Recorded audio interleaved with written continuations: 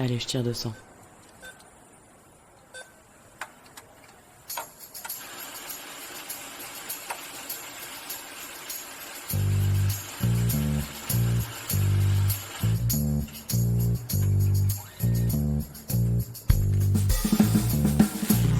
Fric, thune, Pognon, oseille, La moula. risby, Salaire, honoraire, Prime.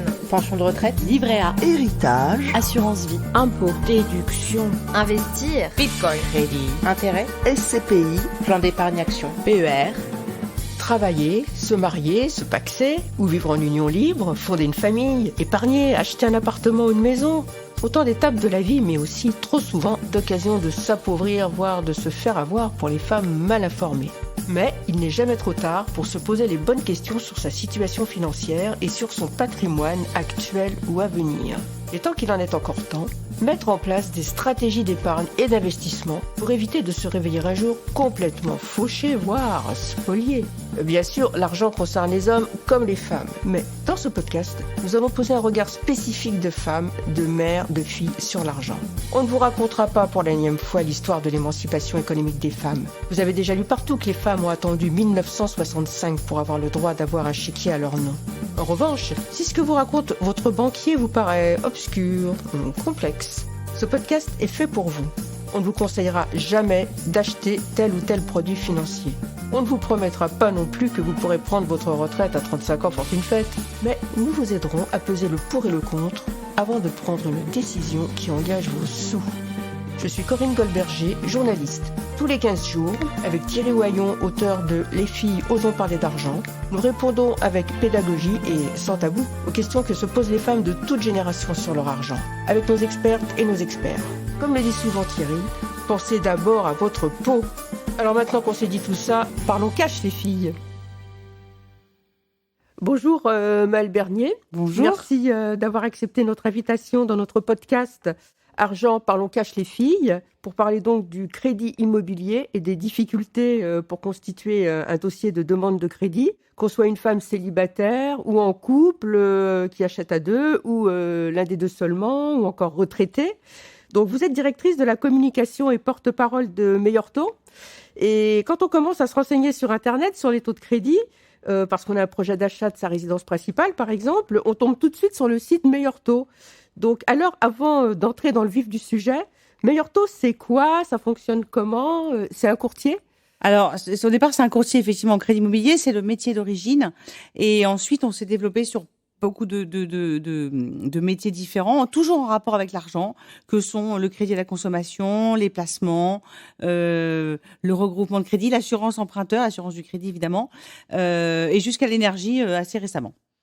Alors, est-ce qu'on peut rappeler ce que c'est qu'un courtier ou une courtière?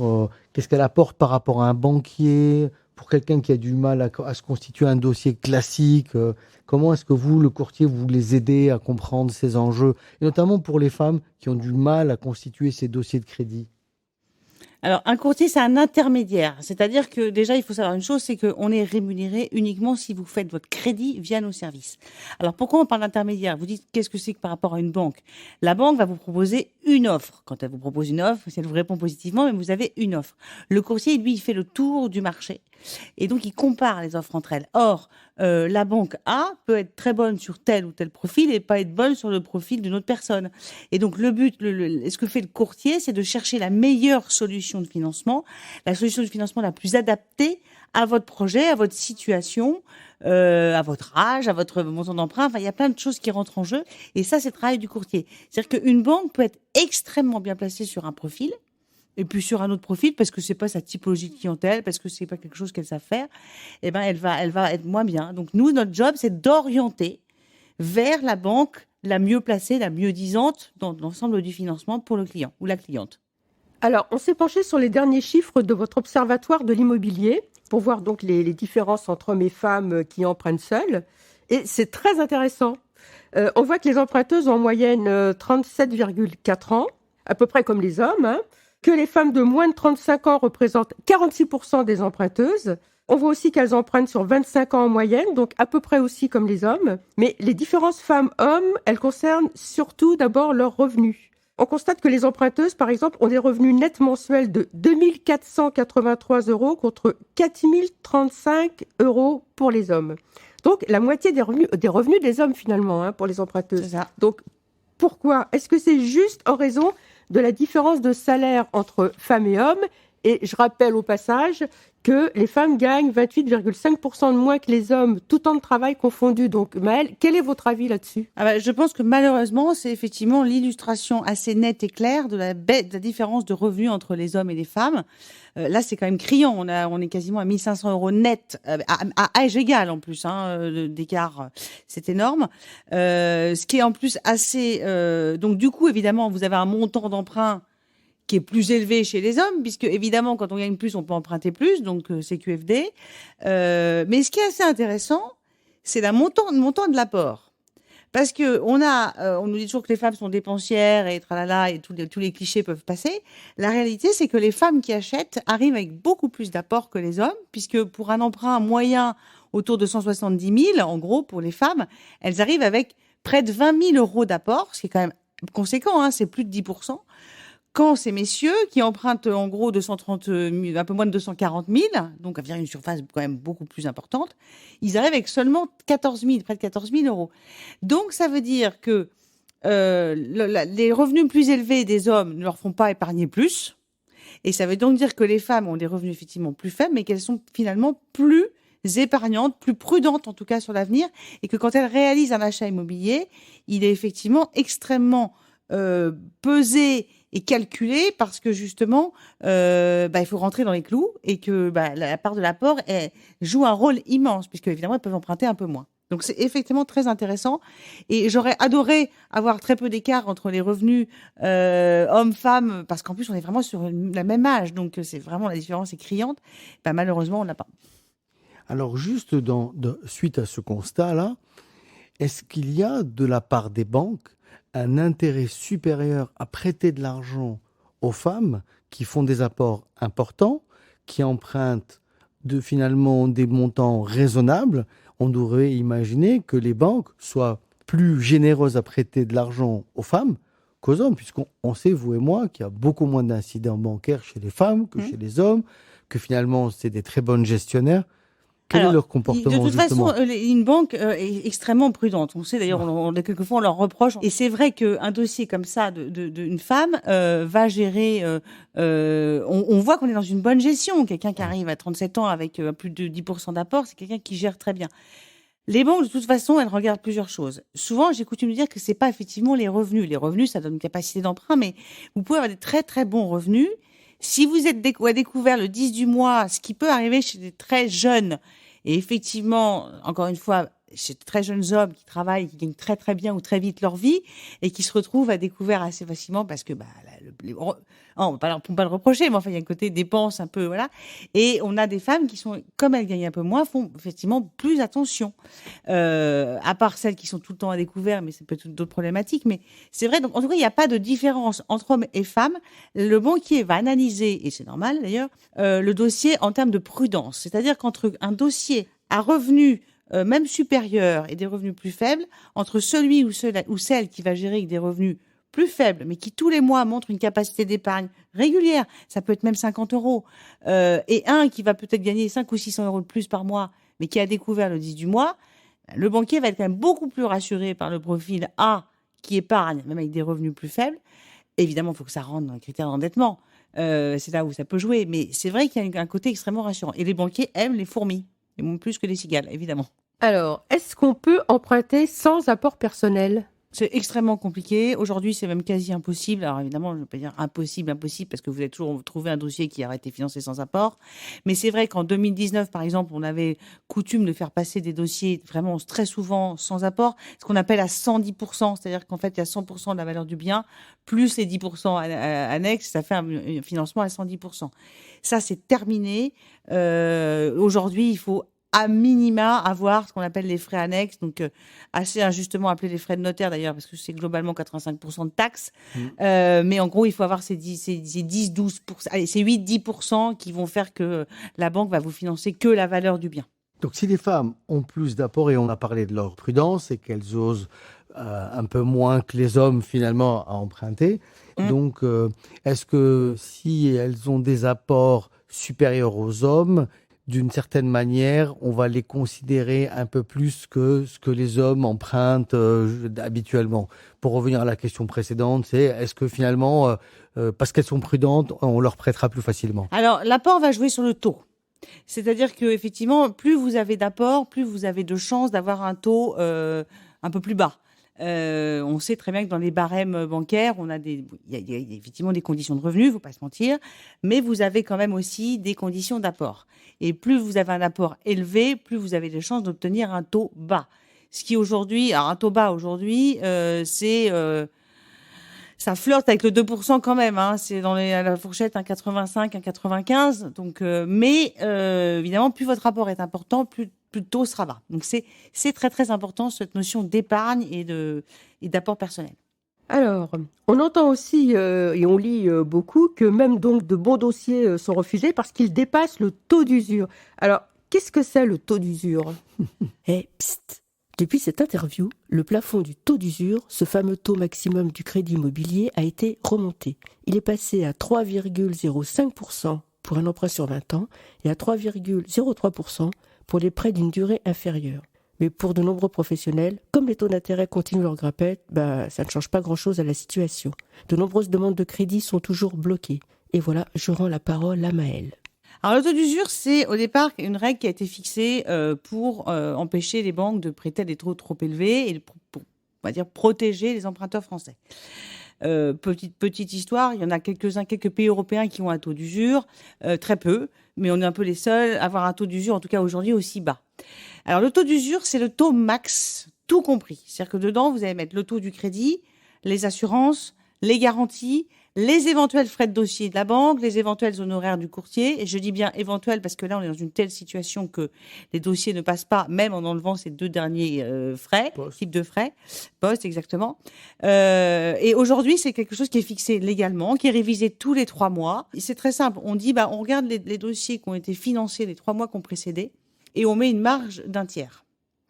Sauf que, sans être très très doué en maths, quand vous avez des taux de référence à 5, une marge de 5, c'est pas pareil qu'une marge de 1,5. Donc, on a un taux d'usure qui est très faible parce que le taux de base était faible. Et le problème qu'on a aujourd'hui, c'est que les taux d'usure ont un effet retard. Donc, il y a un effet ciseau. Ils sont basés aujourd'hui, le taux d'usure qu'on connaît, il est à 2,57 aujourd'hui sur les durées 20 et 25 ans, qui sont les durées phares des emprunteurs. Et on a des taux nominaux, des taux de base à 2%. Donc, en fait, il faut faire rentrer, en gros, si je schématise, vous faites une soustraction de base, il faut qu'il y ait entre 2,57 et 2, il faut tout faire rentrer. Sans compter les assurances. Alors, quand je dis tout faire rentrer, il faut rentrer les assurances. Pour vous donner une petite idée, en janvier, on avait des taux de base, pas à 2, mais plutôt à 1,10, et on avait un taux d'usure à plus de 2,40. Donc, vous voyez, la soustraction, un enfant de CM1, je peux donner ça à ma fille, elle va comprendre. On voit bien qu'il y a un écart qui s'est considérablement resserré. Et c'est pour ça qu'aujourd'hui, dans une situation où on a des dossiers, y compris avec des beaux apports, y compris avec des revenus très, très au-dessus de la moyenne, mais juste parce que les gens ont malheureusement plus de 45 ans ou plus de 43 ans, et ils ont donc une assurance qui coûte un certain tarif, et c'est normal, parce que quand on prend sur 20 ans, c'est une assurance quand même qui couvre le décès, l'invalidité, donc plus vous êtes âgé, plus vous allez payer cher. Absolument. C'est normal, il y a quand même plus de risques. Et ces dossiers-là sont purement et simplement refusés, ou même pas présentés aux banques, parce qu'il y a un gros débat, on dit, non, on n'a pas de dossier, on n'a pas autant que ça de dossiers refusés. Ça veut dire que nous, les courtiers, on a des dossiers qui sont totalement en stand-by, à l'arrêt, on nous dit, on va attendre, parce que pour l'instant, ça passe pas. Donc ça, c'est, voilà comment fonctionne le taux d'usure, et voilà pourquoi vous entendez et vous croisez tous et toutes, on croise tous dans les dîners, des gens qui se retrouvent avec un crédit bloqué, des ventes qui sont à l'arrêt, même des notaires qui disent attention, le marché est en train de se bloquer, parce que taux d'usure, vous empruntez à 2, vous prenez 2 assurances à 0,34, ce qui est à peu près l'assurance moyenne pour des quarantenaires, vous êtes au-dessus de 2,57. Enfin, c'est évident. Donc voilà où on en est.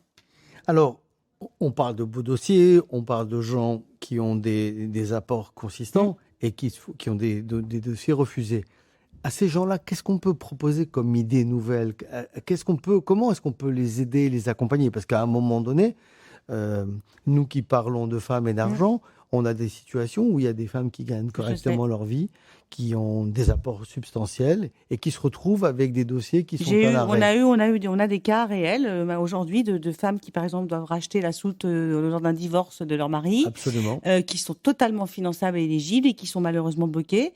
Moi, j'ai eu un cas très récemment, donc pour l'instant, on fait un peu retarder, le notaire fait un peu retarder. On en est là, hein, genre ça joue à la semaine. Le taux d'usure va remonter un petit peu au mois d'octobre parce qu'il est révisé tous les 3 mois. Donc la prochaine révision, c'est le 1er octobre. Mais on a des cas très très compliqués. Donc ça va jouer sur... alors on peut évidemment faire baisser le taux de l'assurance, c'est-à-dire le prix de l'assurance. On a en cherché ce qu'on appelle une délégation d'assurance. Absolument. Mais il faut que la banque l'accepte. Et c'est pas toujours très facile dans la négociation commerciale. Donc on peut en changer a posteriori. Mais c'est vrai que quand on fait un crédit, aujourd'hui c'est tellement compliqué d'avoir son crédit que il faut être quand même conscient que la banque aime bien garder son assurance. Bon, il y a quand même ça. Ensuite, quelques établissements bancaires repratiquent à nouveau, mais vraiment au cas par cas, des dossiers des crédits à taux variables. Alors des variables prudents, parce que c'est des variables français exactement. C'est ça, toujours tout à fait. capé. Donc capé 1, donc en gros on dit on vous prête à 1,5, au max vous serez à 2,5. Ça vous fera une mensualité de temps, mais il faut quand même qu'à 2,5 vous rentriez dans les 35% d'endettement. Donc, mais à part ça, malheureusement, aujourd'hui, je n'ai pas de solution miracle, sinon je la donnerais, à part attendre cette révision qui arrive, on espère encore que ça soit révisé un peu plus que ce qui est prévu par la formule. Mais quand on entend les discours ambiants où on nous dit il n'y a pas de blocage, et on nous parle de niveaux de taux qui sont plus du tout ce qu'ils sont, on est un peu dubitatif sur ce qui va se passer, quoi. Alors, j'insiste, mais est-ce que ça veut dire, par exemple, que quand on a 60 ans, une bonne pension qui tombe tous les mois, un bel apport personnel, malgré tout, on peut plus emprunter, on peut plus. Ah, mais je vais vous dire, c'est-à-dire que c'est pas quand on a plus de 60 ans, c'est le taux d'usure, l'effet taux d'usure, il a été d'abord sur les plus jeunes précaires parce que c'est ceux qui avaient les taux les plus élevés, donc c'est où ça bloquait. Ensuite, on a eu les seniors, puisque eux, ils pouvaient potentiellement avoir un très bon taux, mais comme l'assurance coûtait cher, ça passait pas. Et maintenant, on est rentré dans ce que j'appelle moi le tout venant, à savoir le 35-50 ans, qui est ce qu'on appelle les secondos accédants, c'est-à-dire ceux qui revendent un bien et qu'on achète un plus grand, parce que voilà. Et c'est ceux-là qui sont bloqués. Mais les autres ont déjà été bloqués depuis, malheureusement, 2-3 mois. Donc, c'est très, très compliqué. Aujourd'hui, les dossiers qui passent sont, si je devais vraiment caricaturer, mais c'est malheureusement pas loin de la vérité, c'est moins de 40 ans avec des très hauts revenus et des gros apports. Les autres, ils sont bloqués par l'usure de manière ou parce qu'ils n'ont pas un très bon taux de base, ou parce qu'ils ont une assurance trop chère, liée à leur âge. Alors, le conseil qu'on donne à celles qui achètent en couple, mariées, pacsées, en union libre, quel conseil vous pourriez lui donner pour qu'elle ne risque pas de mauvaises surprises en cas de séparation, de veuvage? Et quel conseil, vous lui donneriez à cette femme-là, qu'elle soit en couple, mariée, en union libre, pacsée? Alors, je pense que sur tout ce qui est financement, effectivement, un courtier va aider, va faire ce qu'on appelle un calcul d'enveloppe, va vous dire si le dossier est finançable ou pas, que vous soyez marié, pas marié, pacsé. En gros, on ne peut pas prendre en considération les revenus. Maintenant, pour tout ce qui est sécurité sur l'avenir, il y a, à mon avis, une seule chose à faire, et c'est pas nous, ce sont les notaires. Il faut tout écrire, tout inscrire. C'est-à-dire que vous avez, par exemple, alors c'est tout beau quand on se marie, c'est magnifique. Vous pouvez avoir une femme qui travaille pas, mais qui apporte 150 000 € d'apport parce qu'elle a eu un héritage personnel. Monsieur travaille, c'est lui qui rembourse le crédit. Mais ça va pas être acté. Ça peut ne pas être acté. Il faut l'acter. Il faut que ce soit écrit parce que c'est effectivement au moment où on se sépare que ça devient beaucoup moins rose. De manière générale, moi j'ai tendance à dire que nous, courtiers, on fait le financement, mais après pour tout le reste, c'est les notaires. C'est eux qui savent exactement, qui notent tout. Tout est écrit. Quand c'est consigné chez un notaire, quand c'est écrit chez un notaire, ce sont eux qui détiennent le droit. Ils savent ce qu'il faut prendre en compte. Donc vraiment, allez voir un notaire. On fait pas de choses comme ça. Enfin, on met pas 300 000 € sur la table comme ça en faisant juste confiance à la personne qu'on a en face de soi, même si c'est la plus belle du monde à ce moment-là. Mais malheureusement, il y a un moment donné où ça peut se retourner. Et donc, si c'est écrit chez le notaire, c'est écrit. D'accord. Donc, la question que je me posais aussi, c'est quelle est la durée maximum d'endettement pour l'achat d'un bien immobilier? Alors, les banques, aujourd'hui, depuis d'ailleurs quelques mois, dépassent pas le 25 ans parce que de toute façon, on les autorise plus à dépasser le 25 ans. On peut faire jusqu'à 27 dans le neuf parce qu'il y a des délais de construction, mais sinon c'est 25 ans dans l'ancien. Il se trouve que on avait des durées moyennes qui étaient proches de 22 ans, hein, tout crédit confondu. Évidemment, plus vous êtes jeune, plus vous prenez une durée longue. Ça, c'était valable quand on avait des taux autour de 1%. Et franchement, c'est vrai qu'il fallait pas trop s'en priver. Aujourd'hui, on reste sur des durées qui sont quand même légèrement supérieures à 20 ans. Mais de toute façon, on ne peut pas dépasser 25 ans. Donc, et ça semble. Après, c'est le coût du crédit. Plus vous allongez la durée, plus le coût du crédit augmente. C'est pour ça que, parce que plus vous avez payé d'intérêt, vous allez rembourser un peu plus longtemps. Donc, c'est pour ça qu'évidemment, avec des taux à 1%, bon, 20, 22, 25 ans, c'était pas très grave.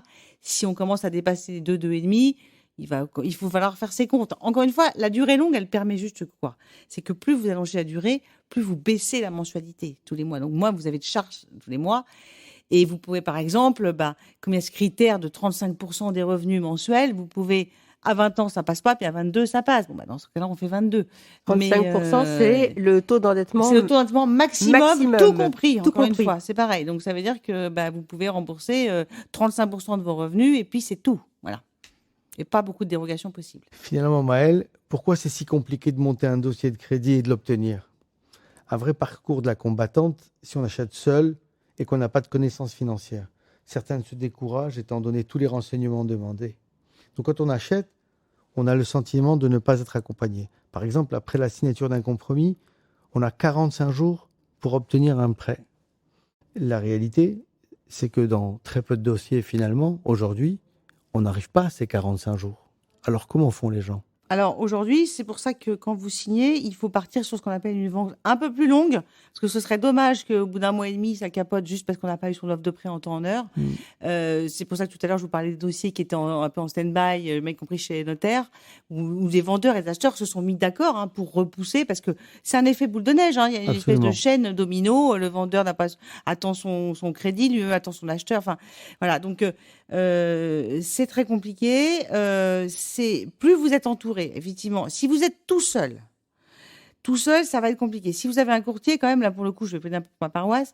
Si vous avez un courtier, lui, il va quand même relancer le banquier ou les banquiers, vous dire, là, ça sent pas, pour être clair, là, ça sent pas bon, vous inquiétez pas, on est en bonne voie, ils ont du retard sur les émissions d'offres de prêt. Tout ça, vous pouvez le savoir. Donc, plus on peut être accompagné quand même. Mais c'est vrai que la période est assez anxiogène et que faire appel à des professionnels en ce moment, j'ai envie de dire que c'est même plus le moment que quand c'était facile, parce qu'on a besoin d'être assuré, les pièces, les bonnes pièces, il faut quand même, quand on fait un crédit, il y a quand même des pièces à fournir, voilà, il faut des justificatifs, et c'est normal parce qu'on vous endette, donc il faut quand même qu'il y ait des justifs, on va pas vous prêter comme ça sur votre bonne tête. Mais je pense qu'effectivement, faire appel à un professionnel qui va un peu, on va dire, dégrossir tout ça, vous accompagner, un peu chouchouter, un peu coucouner, rassurer, c'est extrêmement important. Et je rappelle, si vous ne faites pas affaire avec le courtier, si le prêt, vous obtenez votre prêt tout seul dans votre banque, le courtier ne sera pas rémunéré. Ouais. Alors, quel conseil, Maëlle, vous donneriez à des femmes qui sont freelance, indépendantes, commerçantes, enfin, à toutes celles finalement qui veulent acheter mais qui ont des revenus irréguliers? Alors, c'est important de dire à quel niveau on passe le irrégulier. En gros, si vous êtes installé, que vous avez commencé à travailler comme freelance ou vous venez d'ouvrir une boutique, il faut être très clair, on ne va pas vous prêter dans les 6 mois qui viennent, ça c'est sûr, vous n'avez pas assez d'antériorité. Et d'ailleurs, je pense que ce serait même imprudent de prêter sur une base d'aucune antériorité. En revanche, vous avez plein de métiers où vous pouvez être freelance, mais vous avez des périodicités. Donc, si vous avez 3 ans derrière vous, on va mettre 2020 de côté parce que de toute façon, tout le monde a mis 2020 de côté, donc elle ne fera pas référence. Mais si on prend 2019, 2021, 2022, on voit un peu, vous avez des jobs où il y a des gens qui ne travaillent pas au mois de juillet ou ne travaillent pas au mois de janvier parce que comme c'est comme ça, et c'est tous les ans comme ça. Si les revenus sont réguliers ou en progression tous les ans, il n'y aura aucun problème. Ce qui va jouer, c'est l'antériorité et la régularité, mais pas du mois au mois, parce que c'est quand même le principe justement des freelances et des gens qui sont à leur compte, c'est que c'est pas tous les jours, tous les mois pareil. Mais ça, c'est pas grave. Mais il faut quand même une antériorité. Et l'antériorité, encore une fois, faut pas ça. Ne vous inquiétez pas, personne ne s'arrête sur 2020. Mais c'est sûr que si vous avez commencé en septembre 2021, ça va peut-être être un peu tôt encore. Voilà, pour être très clair. Alors, dans la continuité de la question de notre amie Corinne, Je voulais vous dire, quel conseil vous donneriez à des femmes qui sont chefs d'entreprise et qui veulent acheter leur résidence principale? Ou créatrice d'entreprise. Elles ont créé depuis un petit moment, elles ont des belles activités et on rencontre encore des difficultés pour acheter la résidence principale parce que Ça dépend du statut aussi, parce que ici, il y a le statut salarié, puis il y a des statuts mandataires, il y a des choses très différentes. je parle de statut de mandataire. Le mandataire. Alors, Parce que salarié, effectivement. Vous savez, le banquier, il regarde le dossier dans son ensemble. Il est évident qu'une femme qui est mandataire, même avec des très beaux revenus, mais qui est seule, du jour au lendemain, ça peut. Enfin, on sait très bien comment ça se passe, ça peut s'arrêter assez vite. Il faut savoir si on a une assurance chômage. En général, il y a quand même quelque chose qui est pris par les mandataires. Mais c'est vrai que ça peut être plus compliqué. Et là, c'est pareil. L'antériorité, l'ancienneté va jouer. Une femme qui a 40, 45 ans, même 50 ans, qui a toujours travaillé, qui a enchaîné des postes à haut niveau, mais sur des... Il n'y aura pas une énorme peur. Puis en général, elle aura en plus épargné, pour le coup, puisqu'on va revenir à notre sujet de départ. Elle aura épargné, elle aura à peu près préparé son histoire. Donc, ce ne sera pas compliqué. C'est plus compliqué vraiment pour les jeunes qui se lancent et qui n'ont pas d'antériorité. Mais une femme qui est seule et qui n'a pas... Parce qu'un banquier regarde, encore une fois, le dossier dans sa totalité. Donc, c'est sûr que quand vous êtes deux, ça repose sur les deux. S'il y en a un des deux qui fait défaut ou qui change de job ou qui monte sa boîte ou voilà, c'est pas pareil. Quand il y en a qu'un, si ta femme se prend un coup de folie et décide d'aller faire du macramé en Lozère, le banquier il est tout seul face à cette personne-là. Donc il y a une histoire, il y a une histoire d'antériorité, de régularité. C'est quand même pas impossible et heureusement, surtout que il y a quand même des femmes qui ont des gros jobs avec des gros salaires et qui encore une fois qui ont souvent beaucoup d'épargne. C'est vrai. Alors, je reviens au rôle des courtiers. J'ai lu quelque part que 35% des crédits immobiliers passent par un courtier et que ce chiffre monte à plus de 60% pour les jeunes. Et donc, du coup, je me demande, et les 40% des autres, alors, elles et ils craignent d'avoir recours à une ou un expert, ils ont peur que ça leur coûte trop cher. Je pense qu'il y a il y a effectivement une pédagogie qui se fait. Des courtiers, ça fait 20 ans qu'on existe, Meilleur Taux, ça fait 20 ans. Je pense que pour beaucoup effectivement de la jeune génération, pour beaucoup, ils n'ont pas forcément de lien privilégié avec leur banquier. Donc c'est au moment où l'étape du crédit immobilier arrive qu'on se dit je vais comparer, et c'est quelque chose d'assez logique pour la génération plus jeune. Pour les plus anciens, il peut y avoir un lien assez fort avec les banquiers, il peut y avoir un lien familial. Il y a aussi une question quand même de sectorisation. On voit bien que dans les grandes villes, les villes moyennes, le recours au courtier est de plus en plus... ça devient même une évidence. Sinon, d'ailleurs, on a quand même 360 agences, donc on couvre tout le territoire, et pas que Marseille, Lyon et Bordeaux et Paris. Donc ça s'est vraiment développé. C'est vrai quand même que dans certaines zones, on va dire rurales, vous avez en général le banquier qui peut d'ailleurs être le même depuis plus longtemps parce qu'il y a moins de turnover aussi dans les banques en zone rurale. Alors que dans les villes, on a tendance à se dire qui est mon conseiller. Je ne sais pas, il a déjà changé. En zone rurale, vous pouvez avoir un lien. Et ce lien, il existe. Donc je pense que c'est lié à ça. Et puis, et c'est vrai que les plus jeunes comparent beaucoup plus. Fut un temps où, vous voyez, votre banquier, il avait tout, ça a évolué. Enfin, il connaissait toute votre vie. Bon, encore une fois, c'était le même banquier. Là. Le turnover dans les banques joue aussi, à mon avis, pour la comparaison.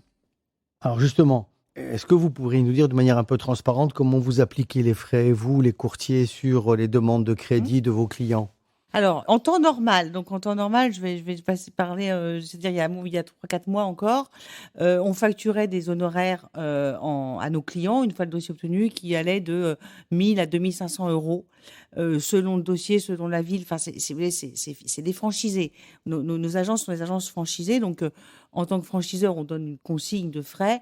Après, évidemment, sur le terrain, tel ou tel franchisé peut décider d'adapter un peu selon le profil, selon le projet, selon que c'est des dossiers parrainés, que voilà, les montants. Les montants, voilà. Aujourd'hui, à l'heure où on se parle, avec cette problématique de taux d'usure, c'est pour ça qu'il faut vraiment tordre le cou au fait que ce soit à cause des honoraires des courtiers que les dossiers passent pas. Parce que moi, les dossiers dont je parle qui sont refusés aujourd'hui, j'ai des mails d'échange avec des banquiers où les banquiers disent, pour être très clair, même sans tes honoraires et même sans mes frais de dossier, ça ne passe pas l'usure. Donc, échange avec les courtiers, c'est des mails qu'on a d'échanges concrets du terrain.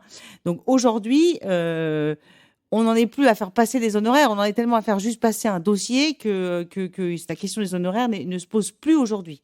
Mais il est vrai que toute tâche mérite un salaire.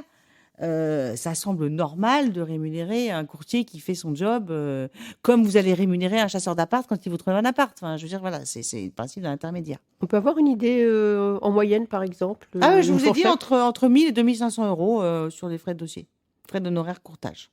Sachant que la moyenne doit se situer à 1500, si je ne dis pas trop de bêtises, mais voilà, c'est pour donner la fourchette parce que c'est pas partout, tout le temps pareil. Alors, est-ce que le taux d'intérêt du crédit, il varie selon qu'on achète pour sa résidence principale, pour une résidence secondaire ou, par exemple, pour mettre le bien en location et en tirer un revenu? Alors, la résidence principale, en général, c'est les taux les plus bas, quand même.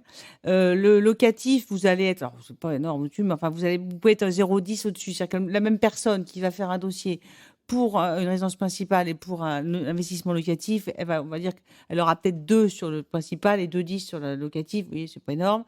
Et la résidence secondaire, alors les résidences secondaires, ça, globalement, c'est entre les deux. Mais c'est vrai que ça dépend beaucoup des revenus. Ça dépend. En général, faut quand même se dire que les Français qui accèdent à une résidence secondaire sont des Français qui sont un peu plus aisés que la moyenne, donc qui sont de fait éligibles à des meilleurs taux que d'autres, puisque si on a les moyens d'assumer une résidence principale et une résidence secondaire, ce qui est souvent le cas, quand la première n'est pas payée, ça veut dire qu'on a quand même les reins assez solides, donc potentiellement que le banquier va faire un peu d'effort pour le financement. Ok, alors avant de nous séparer, j'aimerais qu'on évoque les bonnes manières de faire baisser finalement le prix de son crédit, notamment en faisant jouer, donc on en a parlé, de plus il y a d'apport et plus le taux est bas. Mais il y a aussi ce sujet de l'assurance crédit. Donc, comment est-ce qu'on peut travailler pour faire en sorte de baisser? Alors, c'est évident que ce qui joue sur le taux du crédit et donc sur le coût du crédit, alors on dit l'apport, mais ça veut aussi être l'épargne après opération. C'est une épargne résiduelle. C'est-à-dire que si vous arrivez et que vous mettez 80 000 dans votre opération pour un prêt à 250 000, c'est un bel apport pour un montant de financement, et qu'il vous reste, il vous en reste encore derrière. Vous aurez plutôt un meilleur taux que si vous n'avez plus rien derrière, ou très peu. Ensuite, effectivement, puisqu'on parle du taux d'usure, donc on parle du TAEG, c'est là que ça rentre en jeu. L'assurance. Le TAEG, on peut dire ce que c'est? TAEG, c'est le taux effectif global, c'est le tout compris. C'est celui-là qui est pris en référence pour le taux d'usure. On parle de la même chose. Taux annuel effectif global, je crois que c'est ça, mais je ne vais pas dire de bêtises. En tout cas, c'est le taux tout compris. Et celui-là, le seul moyen de faire baisser ce TAEG, donc ce taux tout compris, c'est de faire baisser son assurance emprunteur. Et effectivement, plus vous êtes jeune, plus l'écart de taux d'assurance emprunteur est important. On a quand même des variations du simple au triple pour des trentenaires, par exemple. Un trentenaire peut être assuré à 0,10% du capital emprunté auprès d'un assureur délégué, qui ne sont pas des trucs complètement farfelus et ni exotiques. C'est des assureurs Compagnon sur rue, Generali, April, AXA, je les cite parce que c'est rassurant. Et vous pouvez avoir en banque être assuré à 0,27 au même âge, avec les mêmes garanties, parce que rappelons-le, la loi, c'est garantie équivalente. Donc vous ne payez pas moins cher parce que vous êtes moins bien assuré. C'est juste parce qu'on a ouvert la concurrence. En l'occurrence, c'est Christine Lagarde en 2010 qui a commencé à le faire. Et on a commencé à ouvrir le droit d'avoir accès à une autre assurance que celle de la banque. Mais il y a encore des progrès. C'est pour ça qu'on a vu beaucoup de lois. Hamon, Bourquin, la loi Lemoine très très récemment, qui est entrée en vigueur début septembre. Mais voilà, donc c'est le sujet, c'est l'assurance emprunteur. Justement, en parlant d'assurance, vous pouvez nous en parler de cette fameuse loi qui permet donc de changer d'assureur depuis le 1er septembre? Alors oui, c'est la loi Lemoine, c'est une loi qui arrive, c'est la 4e, on va dire, qui concerne l'assurance emprunteur. La première, c'était la loi Lagarde en 2010 qui a dit vous avez le droit d'avoir une assurance ailleurs que dans la banque, première loi. Ensuite, il y a eu la loi Hamon, je crois que c'est 2017, où on a dit vous pouvez changer d'assurance de prêt dans l'année qui suit la signature du prêt. Donc, en gros, si vous avez fait un crédit en septembre 2020, vous aviez jusqu'en septembre 2021 pour changer d'assurance emprunteur. C'était déjà un mieux, mais ça fonctionnait pas très très bien parce qu'en fait, les Français, une fois qu'ils se sont fait toute la paperasse, l'administratif sur leur crédit, y retourner dans les 3-4 mois qui suivent, c'est évidemment comme tout le monde compliqué. Ensuite, il y a eu l'amendement Bourquin, où on a dit, on va pouvoir changer tous les ans, mais à date anniversaire du prêt. Alors, c'est là qu'on avait le truc, quelle est ma date anniversaire du prêt? L'offre de prêt, la signature du prêt. Donc, c'était très compliqué, savoir que personne ne sait à la date anniversaire de son prêt. On sait qu'on a signé, allez, à la rigueur, on va dire en septembre-octobre, mais c'est tout. Donc, très compliqué. Et donc, la loi Lemoine, c'est le cran au-dessus. C'est de dire, depuis le 1er septembre, tous les prêts, c'est-à-dire que tous les gens qui ont un crédit, qui ont été faits en 2015, 2016, même 2012, bon après il faut voir s'il y a intérêt à le faire, mais on peut changer d'assurance emprunteur à tout moment. C'est-à-dire que vous avez fait votre prêt en juin 2017, et ben vous avez le droit en septembre 2022 d'entamer vos démarches de changement d'assurance emprunteur. Il n'y a plus de date anniversaire, il n'y a plus de l'année qui suit. Et puis ça a été accompagné par d'autres changements, c'est-à-dire que si vous avez un prêt qui est inférieur à 200 000 euros pour quelqu'un de seul, pour une femme seule par exemple, il n'y a plus de questionnaire de santé. Donc, évidemment, si vous avez une pathologie... Pensez à toutes celles qui ont eu un cancer du sein. Alors, le cancer du sein, le droit à l'oubli aussi, qui a été réduit, puisqu'on est passé de 10 à 5 ans. Énorme, effectivement, pour tous ceux qui ont eu des cancers du sein, mais beaucoup de pathologies, en fait. Parce qu'il y a beaucoup heureusement, de gens qui guérissent des cancers et pendant 10 ans, ils se trimballent ça alors qu'ils ont guéri. Donc voilà. Donc ça, c'est la loi Lemoine aussi. Donc, fin du questionnaire de santé, droit à l'oubli réduit. Donc, très, très bonne chose. Alors après, il reste quand même quelques éléments à savoir. Quand vous faites une déclaration d'assurance ou de prêt, on va vous demander si vous êtes fumeur ou non fumeur. Et ça, c'est du comportemental, c'est pas de la santé. Et évidemment, si vous cochez la case fumeur, vous paierez plus cher. Néanmoins, ça ne veut pas dire qu'il ne faut pas la cocher quand on l'est, parce qu'un non-fumeur en assurance, c'est 2 ans d'arrêt de tabac. Donc, avant, vous n'êtes pas non-fumeur, il vous faut 2 ans pour être vraiment... Et encore une fois, si par malchance, vous développez une pathologie liée au tabac dans les années qui suivent et qu'on doit faire le médecin de l'assureur peut dire ah non mais attendez, cette personne-là s'est déclarée non fumeur et elle était fumeuse. C'est bon. Donc il vaut mieux payer plus cher mais être couvert que de jouer et surtout sur cette petite case-là. Voilà. Et c'est la fin de cet épisode sur les femmes et le crédit immobilier. Maëlle Bernier, merci d'avoir été avec nous tout au long de cet épisode. Merci aussi à nos auditrices et à nos auditeurs, il y en a aussi sans doute, qui nous écoutent en ce moment même. On espère que vous avez appris plein de choses sur le crédit immobilier, les taux de crédit, le taux d'usure, le taux d'endettement, les courtiers, et que ça va vous armer pour acheter l'appart ou la maison de vos rêves. Et si cet épisode vous a plu, n'hésitez pas à le partager sur notre page Instagram, Argent Parlons Cash les filles, et à laisser un avis sur Apple Podcast, Spotify ou Deezer. Vous pouvez retrouver les conseils de Thierry Oyon dans ses livres Les filles osons parler d'argent chez Duno, coécrit avec Catherine Lotte-Vernet, et aussi L'argent au féminin, coécrit avec toujours Catherine Lotte-Vernet et aussi Sophie Mufang. Vous pouvez également nous contacter via LinkedIn et on vous dit à bientôt pour un nouvel épisode de Argent Parlons Cash les filles.